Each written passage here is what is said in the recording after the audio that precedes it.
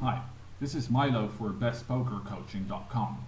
In the previous video I showed you which range of hands you can 4bet push using the 4bet push calculator. And the reason why we could push a fairly large range is because we have a lot of fold equity and there is quite a lot of dead money in the pot. I mean, basically we just expect the other guy to fold a large portion of his range because he 3-bets so often.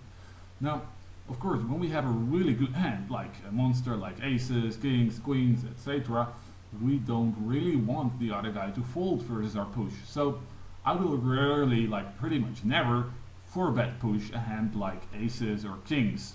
And I will explain to you which hands you should 4bet push and which hands you should not 4bet push.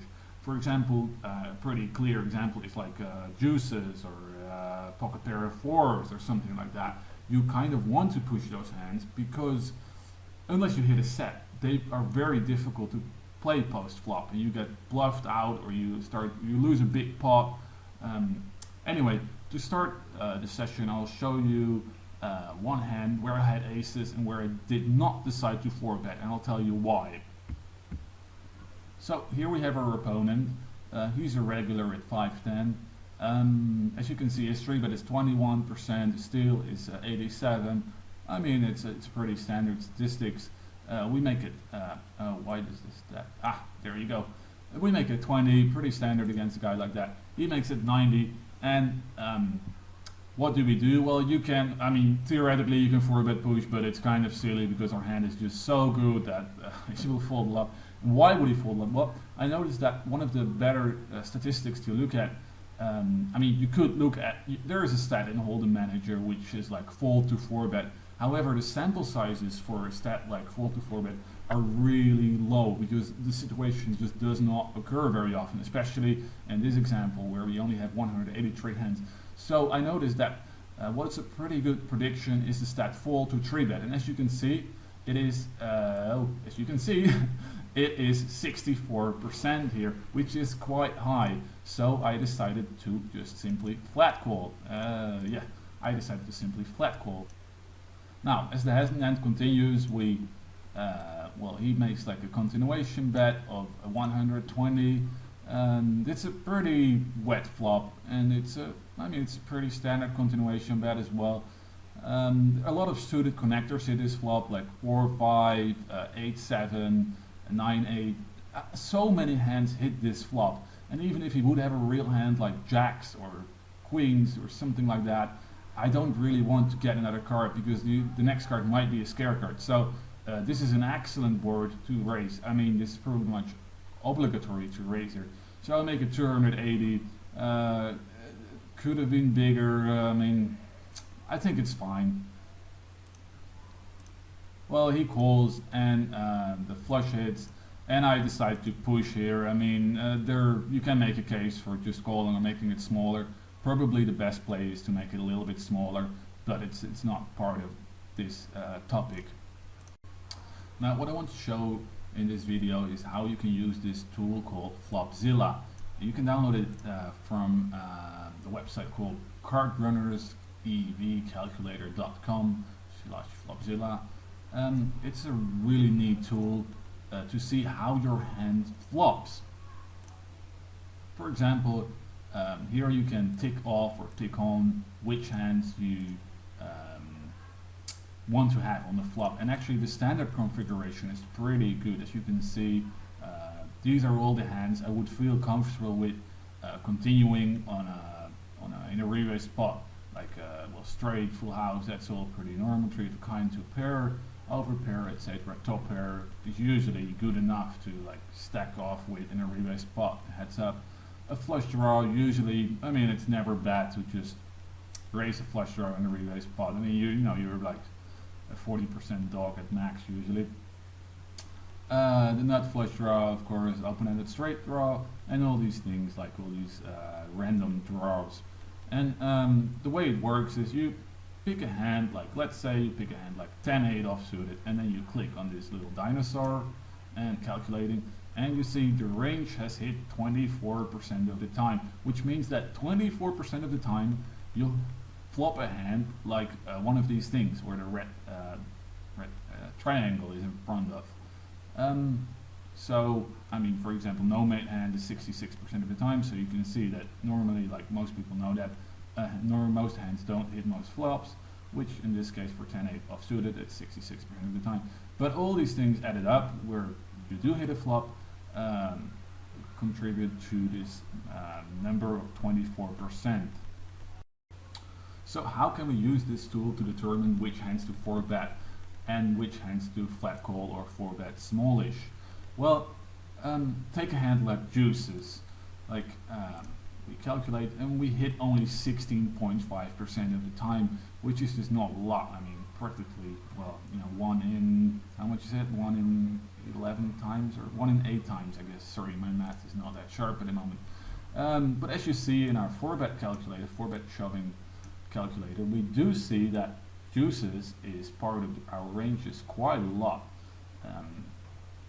So deuces would be a really good hand to 4bet push. The same goes for like 3s, 4s. I mean, they all play kind of the same. So I would say up to about 7s. Well, the reason for that is that on many flops you simply don't know where you are with those hands. So if you 4bet pre-flop, you make an aggressive move and you avoid getting in troubles post-flop, and you avoid them possibly hitting a monster or possibly even hitting top pair. It's just usually the best solution for those hands. The same actually goes for a lot of offsuited hands which are in the ranges to 4bet push, like for example ace 10 offsuited, I really like to push that, or ace jack offsuited.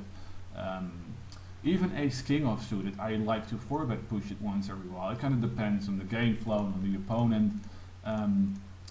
Especially some regulars who are really tough to play against post-flop and who don't make many mistakes post-flop. I like to 4bet push ace king once or ace king offsuited once every while. Especially some regulars, they are pretty good and they expect me to 4bet push hands like sixes and like low pocket pairs. So when I use ace king offsuited once every while, they cannot call me down with a hand like queen jack suited or king jack 10 suited. I actually see it happening quite a lot, where I push like 5s and my opponent thinks that I always have a low pocket pair when I 4bet push, so they call me down with jack 10 suited, and then suddenly they're up against ace king offsuited and they're a huge dog. I also show you the difference between offsuited and suited hands. For example, ace king offsuited, it flops 33% of the time, which is quite well. It flops a good hand 33% of the time. But ace king offsuited is already like 43% of the time, which is a huge difference, especially for a hand like ace jack, like 30%, and like almost 40%. So it's about 10% difference, which is actually quite like in ratio of this percentage, it's quite a lot. So in general, I like to push off suited hands more, and I like to flat call suited hands more, or make a small 4bet with suited hands, because I don't mind seeing a flop so much with a suited hand, because they just flop so much better than the off suited hands. And the same goes for a hand like 10-9 suited. I mean, it actually flops quite well. It actually flops better than ace king off suited, which is funny. So in the previous video I actually pushed 10-9 suited, which is good, but it's not terrible to call with 10-9 suited versus a 3-bet. And to finish this video, I'll show you a practical example of where I did 4bet push. I make it 30, the big blind, small blind is 510. He has about 848, I mean 84 big blinds. I make it 3x. I don't know why I made it 3x actually, because I think 2x was good enough against this guy. But anyway, I made it 3x, maybe it was a misclick. He makes it 90, and I 4bet push. Now, why do I 4bet push? Well, first of all, because I can. Second of all, because as you can see in Flopzilla, you can see that it only hits like 32% of the time. And then the other factor is that here I have his continuation bet, which is 51%, which is kind of low. So I ask myself, if I hit my king or my queen, is he spewy enough to actually bluff his entire stack away? Well, his aggression factor is 1.4, pretty low. Whento showdown is not. I mean, it's a little high-ish, 30, but it's not ridiculously high.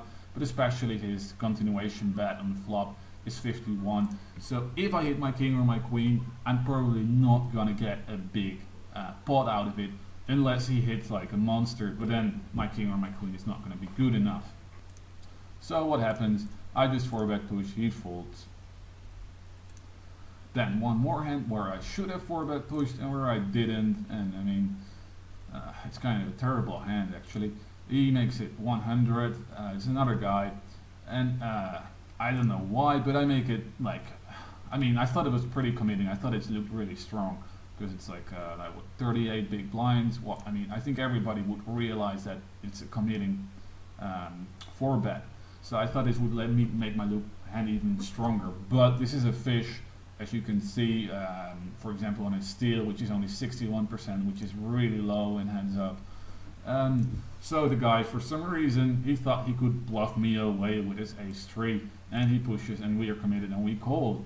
I mean, this hand, I could have probably prevented it if I would have simply pushed against a fish like that. I mean, it's just so much easier to push. I mean, even what if they call, you know, I'm kind of committed, but I have king high on many flops, so it makes poker so much easier just to push.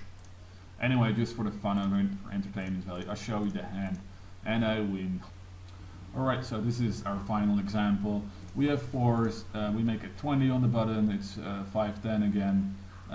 We have a regular who has a 3-bet of 30%, and we push because we don't want to see a flop with our fours, because, well, like I showed before, fours have a very, they flop very bad, like I showed in Flopzilla. So, well, he folds, I think. Yeah, he folds, and we take the pot down. We have a nice pot, and, well, that's it. Alright, this was Milo for bestpokercoaching.com.